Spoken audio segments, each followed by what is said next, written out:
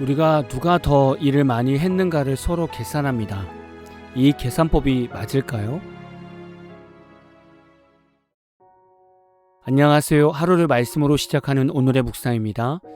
오늘은 사무엘상 30장 21절부터 31절까지의 내용을 묵상하겠습니다. 먼저 말씀을 듣겠습니다. 다윗이 전에 피곤하여 능히 자기를 따르지 못함으로 브솔 시내에 머물게 한 200명에게 오매 그들이 다윗과 그와 함께한 백성을 영접하러 나오는지라. 다윗이 그 백성에게 이르러 문안하매 다윗과 함께 갔던 자들 가운데 악한 자와 불량배들이 다 이르되 그들이 우리와 함께 가지 아니하였은즉 우리가 도로 찾은 물건은 무엇이든지 그들에게 주지 말고 각자의 처자만 데리고 떠나가게 하라. 나의 형제들아, 여호와께서 우리를 보호하시고 우리를 치러 온 그 군대를 우리 손에 넘기셨은즉 그가 우리에게 주신 것을 너희가 이같이 못하리라. 이 일엔 누가 너희에게 듣겠느냐? 전장에 내려갔던 자의 분깃이나 소유물 곁에 머물렀던 자의 분깃이 동일할지니 같이 분배할 것이니라. 그날부터 다윗이 이것으로 이스라엘의 율례와 규례를 삼았더니 오늘까지 이르니라. 다윗이 시글락에 이르러 전리품을 그의 친구 유다 장로들에게 보내어 이르되 보라, 여호와의 원수에게서 탈취한 것을 너희에게 선사하노라 하고 베델에 있는 자와 남방 라못에 있는 자와 얏딜에 있는 자와 아로엘에 있는 자와 신못에 있는 자와 에스드모아에 있는 자와 라갈에 있는 자와 여라무엘 사람의 성읍들에 있는 자와 겐 사람의 성읍들에 있는 자와 홀마에 있는 자와 고라산에 있는 자와 아닥에 있는 자와 헤브론에 있는 자에게와 다윗과 그의 사람들이 왕래하던 모든 곳에 보내었더라. 오늘 말씀을 묵상해 보면 교회 안에서 그리스도인들이 꼭 배워야 하는 삶들이 있습니다.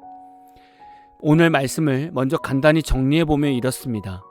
다윗의 주변에는 600명의 사람들이 있었습니다. 처음에는 600명과 함께 아말렉을 쫓다가 부솔 시내에 이르렀을 때 200명이 지친 상태였습니다. 그래서 다윗은 이들을 부솔 시내에 놔두고 400명만 데리고 아말렉 사람을 치러 갔습니다. 다윗은 자신들의 가족들을 붙잡아간 아말렉 사람들을 거의 대부분 진멸하게 되었습니다. 그리고 그들의 손에 있던 가족들을 찾아오고 아말렉이 여러 곳에서 획득한 재산들도 전리품으로 챙겨오게 됩니다. 다윗과 400명의 사람들이 아말렉을 치고 그들의 물건을 전리품으로 가지고 부솔 시내로 왔을 때 그들 안에 악한 자와 불량배들이 다윗에게 우리와 함께 가지 않은 200명에게는 가족들만 돌려주고 도로 찾은 물건은 이들에게 주지 말자고 말했습니다. 다윗은 악한 자와 불량한 자들에게 전쟁에서 싸운 공로나 우리의 소유물을 지킨 200명의 공로가 다 동일함을 일깨워 주었습니다. 오늘 말씀을 통해서 우리가 배워야 할 모습들은 이렇습니다. 첫 번째, 먼저 문안 인사를 할 수 있어야 합니다. 21절에서 다윗이 부솔 시내로 들어올 때 부솔 시내에서 쉬고 있던 다윗의 사람들이 다윗과 그의 일행들을 영접하게 됩니다. 이때 다윗은 부솔에 있던 자기 사람들에게 먼저 문안을 하게 됩니다. 여기서 문안이라는 히브리어는 샬롬입니다. 다윗은 자신과 함께 가지 못하고 계속 미안해하고 있을 200명의 사람들에게 먼저 평안하셨습니까? 라고 안부를 묻게 되었습니다.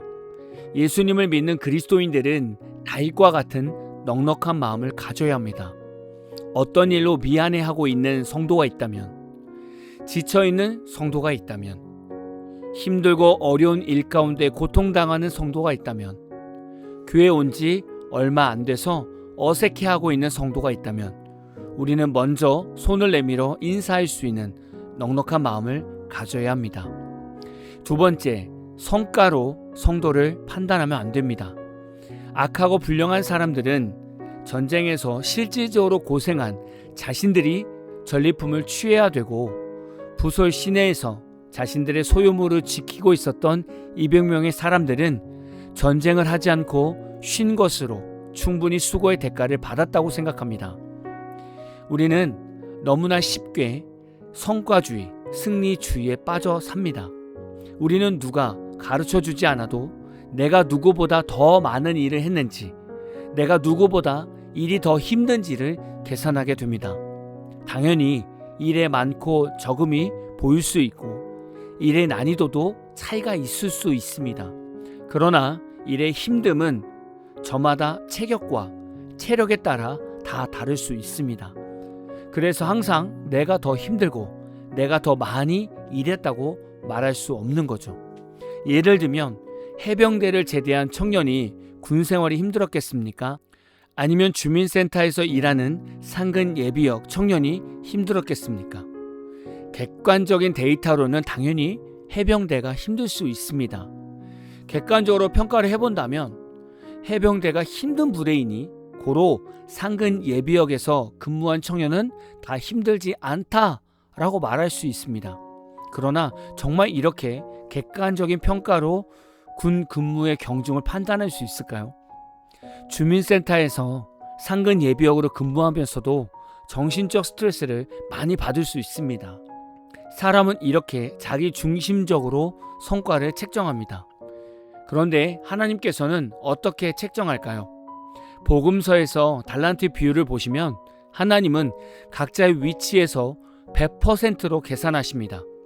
5달란트와 2달란트 둘 다 100% 성장시켰으니 동일한 고생을 한 것입니다. 그래서 하나님은 둘 다 칭찬해 주셨습니다. 다윗의 사람들 중에서 건강하여 전쟁에 나간 사람이나 몸이 힘들어서 부솔 시내에서 소유물을 밤낮으로 지킨 사람이나 둘 다 따지고 보면 각자 자신의 위치에서 100%로 최선을 다한 것입니다. 다윗은 하나님의 마음으로 이 두 부류의 사람들을 다 격려해 준 것이죠. 교회에서는 눈에 보이는 좋은 성과만 따지는 것이 아니라 작은 결단, 작은 헌신도 크게 바라볼 수 있어야 합니다. 마지막 세 번째는 받은 은혜를 잊지 않고 갚을 수 있는 공동체가 되어야 합니다. 다윗은 아말렉 사람들에게 얻은 전리품을 유다 성읍들에게 나누어 주게 됩니다. 다윗이 전리품을 나누어 줬던 곳들은 다윗이 사울을 피해 도망 다닐 때 은신처로 제공하고 도움을 주었던 곳이었습니다. 31절을 보면 다윗과 그의 사람들이 왕래하던 모든 곳에 보냈다라고 말씀합니다. 그동안 다윗이 사울을 피해 얼마나 도망 다녔겠습니까? 그리고 다윗이 사울을 피할 수 있게 해준 곳도 얼마나 많았겠습니까? 물론 자칫 다윗과 그의 사람들을 피신시켜 주었다가 사울에게 걸리면 그 지역이나 집안이 몰살당할 수 있는 위험도 있었습니다. 그럼에도 불구하고 다윗에게 은신처를 제공해준 지역들은 너무나 고마운 존재들입니다. 다윗은 이들의 은혜를 잊지 않고 마음을 전한 것입니다. 교회 안에서 성도들끼리 또는 목회자와 성도들 사이에서 은혜를 잊지 않고 그 마음을 표현한다면 그들은 신앙의 성숙함이 있는 것입니다. 제가 이 묵상을 남기는 것이 참 민망하고 마음이 어려울 수 있는데 성도들에게 가르쳐 드려야 할 것 같아서 남깁니다. 교회에서 최고의 어른이며 스승은 누구이십니까? 바로 여러분의 교회 담임 목회자입니다. 혹 여러분의 담임 목회자가 성도들보다 나이가 어리셔도 목회자는 여러분의 영적 아버지이며 스승입니다. 과거에는 스승의 날이나 어버이날 때 담임 목회자에게 감사의 마음을 전하곤 했습니다. 그런데 요즘에는 교회 안에서 이런 은혜 나눔을 하지 않고 있습니다. 저는 지금까지 목회하면서 성도들이나 청년 제자들에게 감사의 인사를 그리 많이 받아보지 못했습니다. 저는 부교육자일 때 청년들에게 저한테는 감사의 표현을 안 해도 교회 담임 목사님께는 꼭 감사의 마음을 표현하라고 가르쳤습니다. 그런데 시대적으로 어찌 보면 성도들은 이제 목회자들이 성도들을 양육하고 예배 인도하고 성도 신방하는 것을 너무나 당연하게 여기고 있는 것 같습니다. 다른 목회자는 모르겠지만 저는 목회자의 수고를 성도들이 알아주지 않아도 그냥 그러려니 하고 살았었고 앞으로도 그러려니 하고 살아갈 것입니다. 그러나 제 스스로는 성도들에게 혹 은혜를 입었다면 어떤 방법으로든 표현하는 목회자가 되려고 늘 결단을 합니다. 왜냐하면 누군가가 베풀어 주신 은혜와 사랑을 쉽게 잊는 것은 상대방의 사랑과 배려를 당연한 일로 생각하는 부분이 많기 때문입니다. 하나님께서 우리에게 베풀어 주신 구원이 당연한 일이었습니까? 그렇지 않죠. 십자가 사랑은 놀라운 은혜이기 때문에 우리가 일평생 하나님을 찬양하고 하나님께 헌신하며 감사의 마음을 표현하는 것입니다. 우리는 우리가 받은 은혜와 사랑을 절대 당연한 일로 받아서는 안 될 것입니다. 다윗도 그동안 자신이 건강하게 살 수 있었던 것이 자신들에게 피난처를 제공해 준 각 지역의 장로들 덕분이었음을 잘 알고 있었습니다. 그래서 전리품을 나누어 준 것입니다.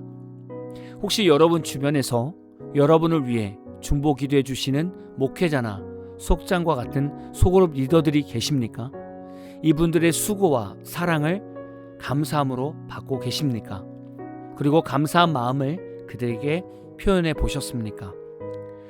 말씀을 묵상하는 저희들만이라도 주변에서 도움을 주시고 사랑을 베풀어 주신 지체들의 은혜를 잊지 말고 꼭 기억하여 감사의 표현을 할 수 있는 우리 모두가 되었으면 좋겠습니다. 오늘 다윗의 모습을 보면서 먼저는 목회자인 제가 참 많은 것을 배우게 되었습니다. 참된 리더의 모습이 어떠해야 하는가를 다시금 배우는 묵상이었습니다. 그리고 사랑이 넘치는 교회 공동체가 어떤 모습으로 세워져야 하는지도 배우게 되었습니다.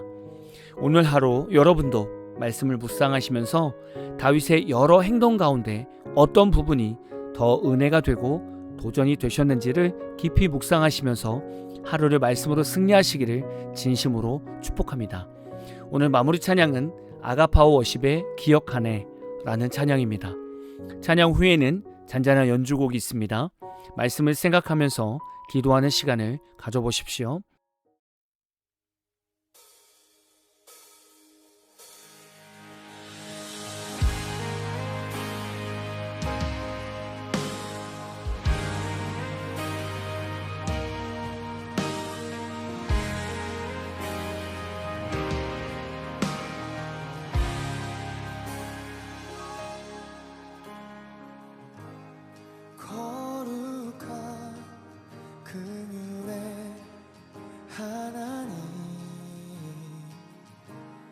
주를 향한 부르짖음 들으소서.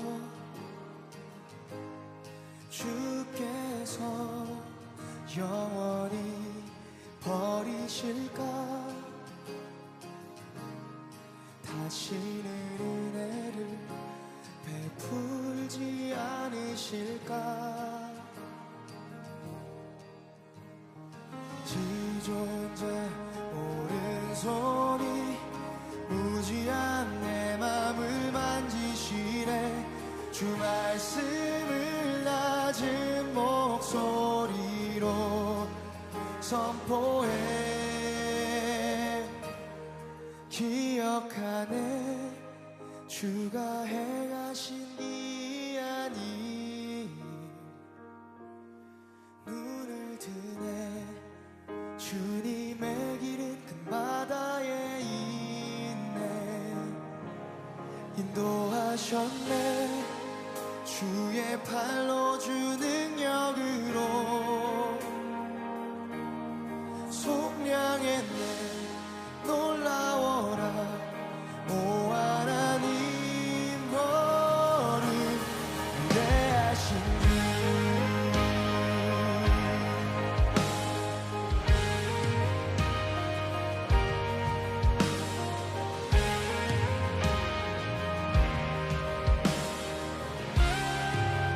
찬양합시다. 거룩한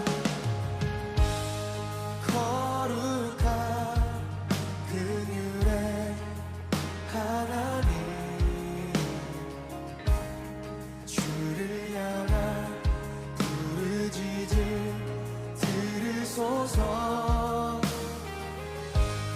주께서 영원히 버리실까? 다시는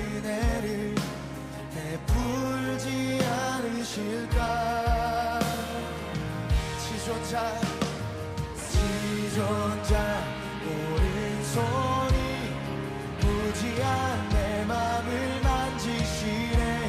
주 말씀을 낮은 목소리로 선포해.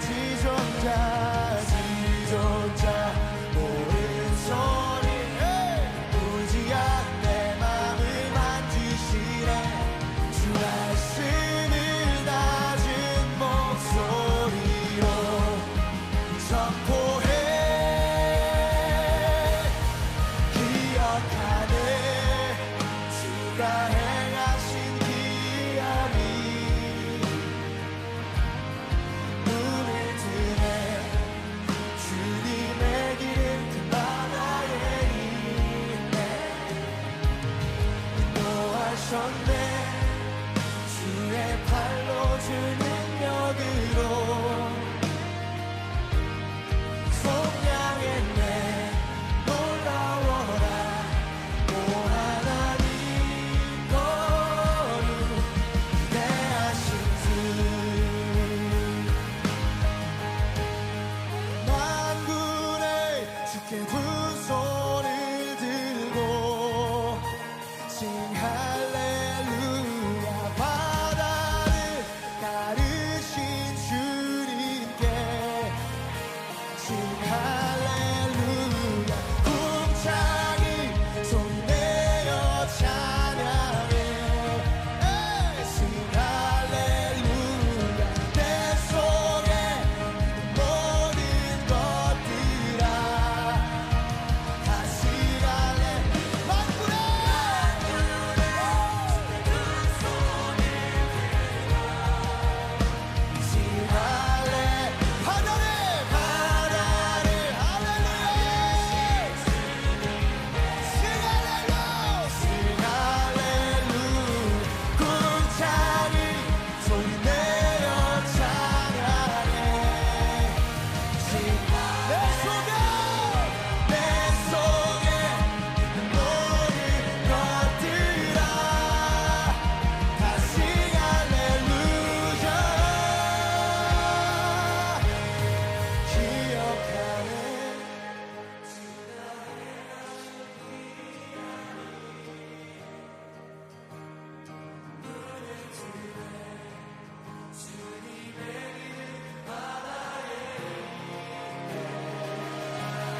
인도하셨네 주의 팔로 주 능력으로.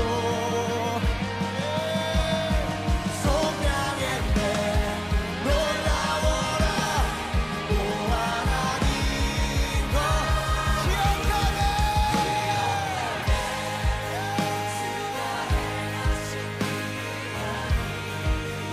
우리 눈을 듭시다. 주님의 길은 그 바다에 있네. 인도하셨네